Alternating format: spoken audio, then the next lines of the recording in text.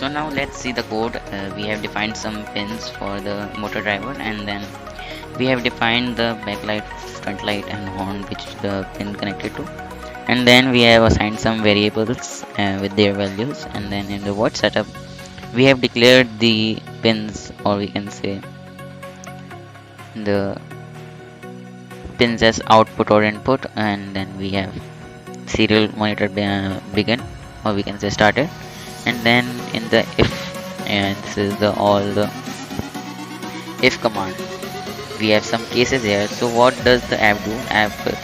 When we push a button, the app gives command to the Arduino in form of alphabets. So here we have larger F for the, you can say capital F for the forward function, and these are many cases for that.